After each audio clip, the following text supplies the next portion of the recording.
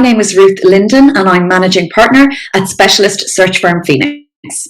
This is part 2 in our 2-part webinar series where we look at employment and privacy issues arising for companies in a COVID-19 context. I am delighted to be joined today by Mary Seery Kearney. Mary is a practicing barrister and also an expert in employment law, compliance and corporate governance. She is also a consultant at the HR Brief Limited. So today we're going to look at employment rights, particularly in the context of layoff, short-term and redundancy. We're also going to look at issues around contractual notice periods and also amending employee contracts. We will then look at employment immigration permits and finally finish it off with a quick overview of relevant health and safety obligations, obviously very relevant in today's world. So without further ado, over to you, Mary. Okay, the biggie at the moment is layoff and redundancy. So one of the first reactions that people had following the 12th of March statement by the Taoiseach was to put people on layoff and put them on short term. That activated, employment lawyers like me got thinking, oh my goodness, within 4 to 6 weeks, we could have people activating the RP50s and all of the rest and activating redundancy. How is that going to happen? The feedback immediately from government was, we're going to do everything we can to keep the employer-employee relationship connected. And consequently, they amended the Section 12 of the Redundancy Payments Act that gave an entitlement that once I was laid off or on short term for anything between 4 and 6 weeks, depending on the circumstances. And once I was laid off, I had an entitlement to claim redundancy. They amended that to say that you cannot claim it redundancy. So Section 12A of the Act, of the Redundancy Payments Act, as amended by the COVID Emergency Act, that Section 12A has been put in to say that it shall not have effect, that the Section 12 should not have effect if you've been laid off or you've been put on short term as a consequence of the government policy to prevent or limit or minimize or slow the spread of COVID-19. So if you have people on layoff and short term because of COVID-19, then they do not have an entitlement to serve you with a notice for redundancy. And there is a stay on that for as long as, at the moment, up until the 30th of June. Presumably that may be extended further if necessary. Hopefully it won't be. However, a cautionary note. I've had a couple of people on to me from various different industries where the company was in trouble prior to COVID-19 and the employer is seeking to benefit from the COVID-19 and thinks that they don't have to pay redundancy to employees that they have laid off. Okay. That is not true, and you will be crucified on the other end of this under unfair dismissals in the Workplace Relations Commission and the Labour Court when they open up, if employers are seen to cynically benefit from this. So this is really, it's a measure to say the coffee shops that have been closed, the pubs, the hospitality industry, the people that were laid off there, they can't suddenly claim redundancy from their employers. They have to wait, and when the COVID-19 emergency situation ends, at that point, those people will be re-engaged. So it's not a real layoff situation. It's an artificial cessation of employment. And so there's no entitlement to redundancy. However, if there's a cynical use of it, then that will become an unfair dismissals matter. Yeah, and it makes sense, and it's great to see that the legislation was changed because that would just be completely nonsensical. Oh gosh! If you're doing layoff, how could you afford a redundancy payment? So that's good. You couldn't, not at all, not at all. Okay, so I suppose there's maybe a rising out of that is if you do have to lay people off, how do you choose them? Exactly. And how do you? And I think that was one of your questions, Ruth. Was exactly a good one of looking at. Well, what does that mean? How do I do that? What you've got to do is look at the needs of the business, and look at as we stand at this moment in time. If we are a business that's deemed to be an essential business or a critical infrastructure business right now, what skills are required to maintain that business? And you choose it on the basis of the needs of the business and the skills that are required. Then you go to who matches those skills. Okay. So you're looking at, and with redundancy, it always is, it's about the job, not the people.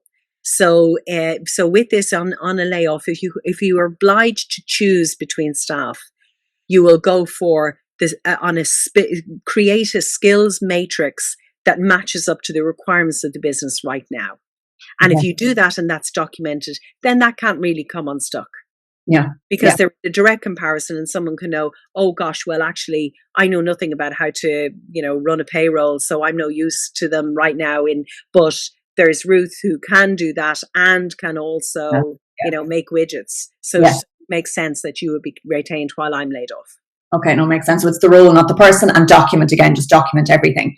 Everything. If it's not written down, it didn't happen. Yeah. However well motivated it was. Okay. The rule is always, and I would say to my clients, if you're envisaging the day that I'm sitting beside you in the Workplace Relations Commission or in the Labour Court, when I open my folder of evidence, this is what I want in it. Yeah. So I'm planning for that day, and on that day, then I can mount a defence. And hopefully we never get there if everything has been done correctly in the steps between here and there. But on that day, if you can say, well, this is what we did. We made the best choices that we could. We recognised we needed 10 people who had to come into the factory for X, Y, and Z. And so these were the people that matched that. And then if you have a choice between, Mary and Ruth that both have all of the same skills, then if Ruth was there longer than Mary, then it's Mary that gets laid off and Ruth. So you have the backup plan of last in, first out. Okay. And just layoff versus short term, Mary, in the high level, what's the difference? So layoff, you're gone, you're on the payroll, but you're not working for X number of weeks. But you're not on the payroll. Okay. Sorry. So you're and we specifically said in the contract that said, there is it's you would say it's so obvious as to go without saying. If we take a typical of a construction industry, for instance, if I'm a construction company, I'm building this project. At the end of that, I'm going to move on to the next project. I may have a 4-week period there where I have no work as we get set up, or we're setting in the ground crew, so we don't need the brickies. And you will have people that are laid off, but they're always on your books. Okay. Because they're your employees. You've built their skill base. You've employed them. You've engaged them. You've invested in them. They've invested in you. You keep that crew with you. But it may be that there are short periods of time where the nature of the business is that they don't work. Okay. For that short period of time. And so they're not paid for that short period of time. But strictly speaking, your employment contract should say, during layoff, you will not be paid, because I have found myself on the other side of trying to defend companies where that wasn't written in. Yeah. And you get solicitors who are making that case to say, if it's not written down, then you have no right to withhold their payment. And then you get into the custom and practice of an industry. So make sure it's written in the contract of employment. Okay. So not paid, but still an employee. Yes. Okay. Yeah, still an employee. Yeah. And during that period of layoff, the employee is entitled to work for other employers. Okay. And entitled to claim benefit. Okay. Short time means that I am still working, but I'm working either sporadically or else I'm working reduced hours. So I'm working a shorter time than my contract specifies. Okay. And if somebody is reduced to say 3-day week, so it's short time, could they claim, from the government state for the balance of 2 days? Yeah. Okay, perfect. Yes. Okay. So, and how do contractual notice periods, work with all of this? So does an employer have to, if you want to put someone on layoff or short time or make them redundant, do you have to consider and abide by contractual notice periods? In the general scheme of things, yes, you would. Right. Okay. So in the normal, and particularly given the volume of layoffs and the volume of redundancies that are potentially here, could be into collective redundancies depending on the percentage of employees that are going. So strictly speaking, yes, you should. If you've made a provision that we will give you notice before we lay off, notice really refers to termination of employment. So notice is about the actual redundancy as and when the day that your contract with me terminates. Okay. So your notice period, depending on the length of service, will be for a particular period, anything up to 6 to 8 weeks and beyond in some instances. And the seniority, it can be that people, if the stock market is affected by a person leaving, there'll be a 6-month notice period required. So seniority affects it. Contractual implications affect it. So notice will still have to be given if the contract is terminating. Okay. Only if it's terminating. From layoff, the current circumstances, no one knew. No one knew on the morning of the 12th of March that by the end of that day, the world was going to be a very different place. Yeah. On my way to a conference. So I had to turn around the car and come home. So the suddenness of layoff, there's no requirement for a notice period for layoff. Okay. Because it's generally because we've got to react to something very immediate that has occurred. Okay. And the original plan in the Redundancy Payments Act was you had 4 to 6 weeks to recover from that. And even if, as an employee, I served you with notice for redundancy to pay me redundancy, I had an opportunity to come back and say, no, this contract is going to come online and I will have at least 13 weeks work for you. So built into the layoff provisions in law is an opportunity for the employer to lay me off really quickly because it's an emergency situation, but then have a period of time to recover and recuperate and bring back an economic situation that I can be re-engaged. Okay. And final question just around this. So let's say, you have a good relationship with your employees, you talk to them, you explain what's going on, unprecedented, everybody, including senior management, we need to put everybody on a 4-day week.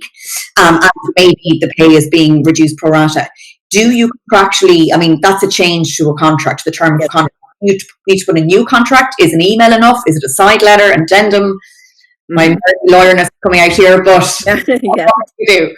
Okay, well, the first thing is, in an ideal world, you get everybody's agreement because you are changing their contract of employment and it's making a fundamental change. And to change it without agreement may give rise to a payment of wages claim. So in an ideal world, you'll get agreement. In the event that employees don't agree it, in the normal course of events, that would end up in the Workplace Relations Commission, and the employer has an obligation to put forward evidence of inability to pay, that the financial situation of the company has deteriorated such that they have to put everybody on 3 or 4 day weeks. So that would be maybe where a union challenges the requirement of a reduction in pay. Maybe everyone's working 5 days, but they're only going to get paid 75%. They're taking a 25% reduction. So in the normal course of events, you would seek to get agreement. If you don't have agreement and you go ahead anyway, the Workplace Relations Commission is closed down at the moment, as is the Labour Court. So there's nowhere to go for any discussion of it or negotiation.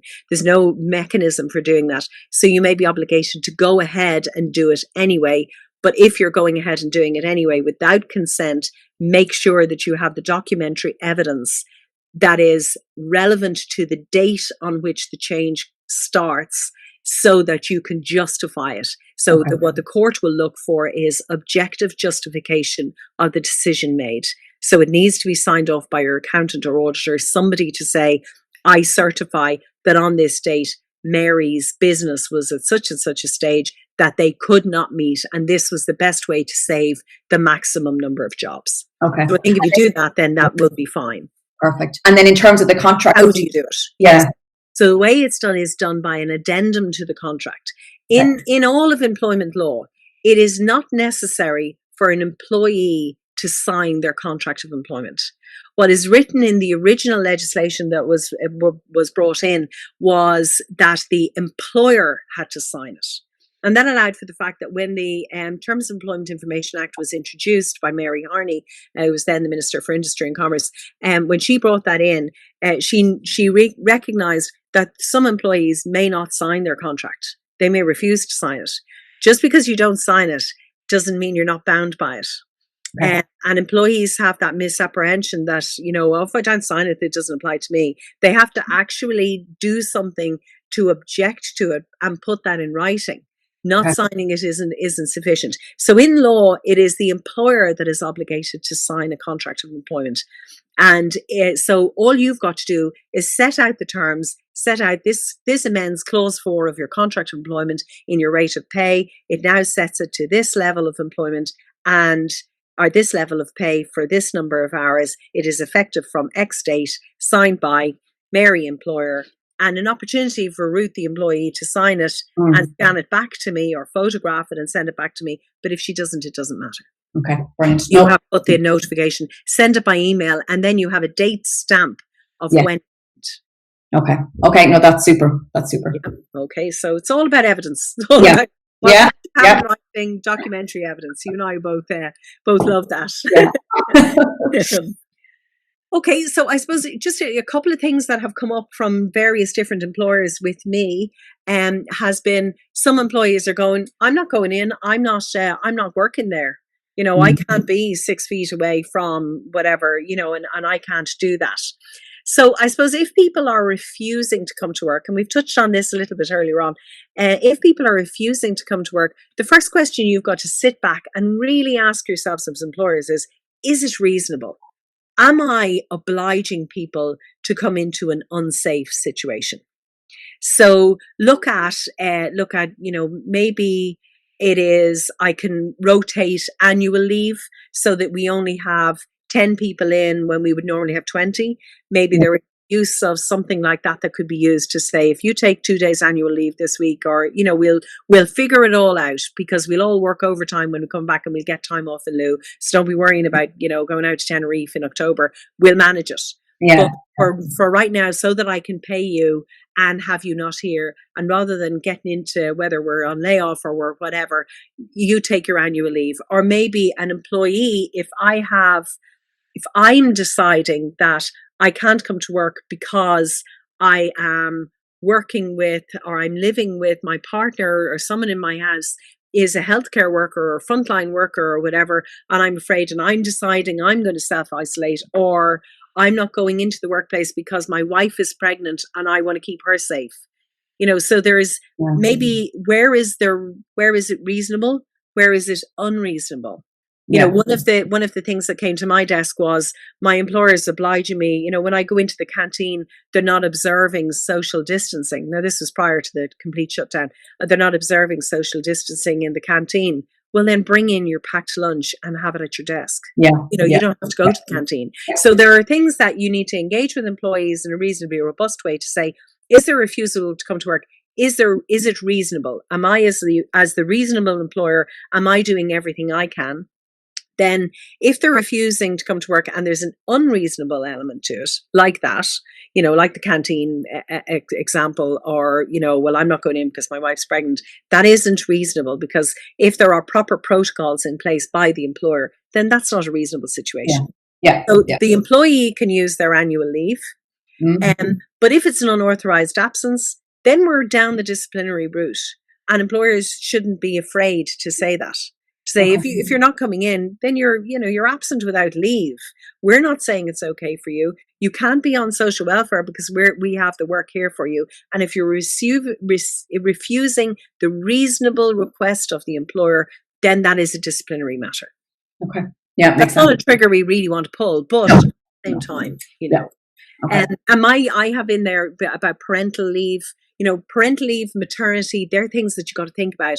If you have an employee on maternity leave, and let's say there's top-ups to the maternity benefit, some employees, things like that, you've got to apply the same rules to them as you have for your employees. Don't get unstuck on employment equality, particularly not in the gender, under the gender heading, because it can go to the court, to the district court, as well as go to the employment, or instead of the workplace relations. So don't, make sure that you're applying whatever matrix you apply, that you apply to all your employees evenly.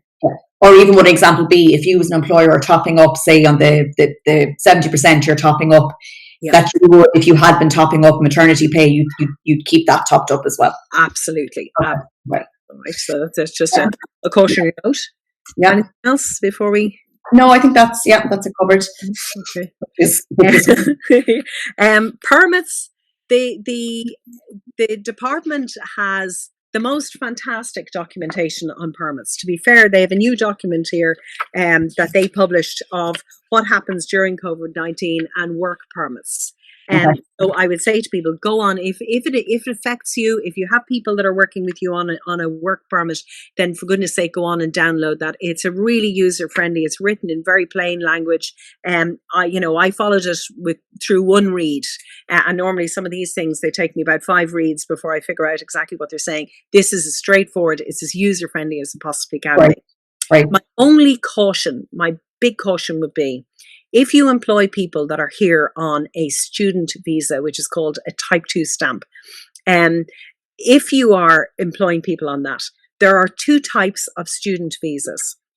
Students have an obligation to sign on in their colleges and to prove their attendance at their college during term time. And so they have to have proof of their college attendance, and then they can work up to 20 hours a week. When it's non-term time, students can work 40 hours a week, and there's no problem with that because everybody knows what normal non-term time is. At the moment, students have been relieved of the obligation to sign into their colleges. So that has been taken away from all students. If the college is that I've come to Ireland, I'm on a student visa, I'm from Brazil, I'm doing psychology in Trinity and I'm signed up to that and whatever, that the likes of Trinity we know is going to be on a list. It's on an authorized list of authorized establishments for education, right? There is a second list. Well, actually there's a non-list. There's all the other colleges that are fantastic, do fantastic degrees, they're QQI accredited, they're all of these things, but they're not on the official list. So the students that are going to the official college list, one of the institutions on the official list, they have a type 2. The people that are going to a college equally legitimately in the country and nothing wrong with the college that they're going to, but that college hasn't applied to be part of the list. They're on a type 2A. And those people are not allowed to work more than 20 hours a week at the moment. Okay. But if you are going to a recognized college, then you are allowed to work 40 hours a week. Okay. And if you allow one of these people, if you're employed, so if you're in the healthcare sector, there are particular sectors where there is a real need at the moment, and they're probably home carers a lot. I know a lot of students would work as home carers. Yeah. And so if you engage for more than 20 hours, someone that's on a type 2A, that is a criminal offence, and the workplace relations inspectors will come after you very heavily and involve the Gardaí. So don't do it. It's not worth it. I've seen where the prosecutions have happened in the normal course of events, and it's not a pleasant sight. So don't take the risk. Okay. Interesting. Good point to note for people who do have those kind of employees. Yeah. Okay. So we dealt with all of that. That's all. Yeah. A bit. Yeah. That makes sense. And there has to be health and safety. And that is that if you're obligating people to come to work, make sure that you're following the COVID-19 precautions. Make sure that you're doing social distancing. Make sure that you are proving a cleaning schedule. That you are proving that you are adhering.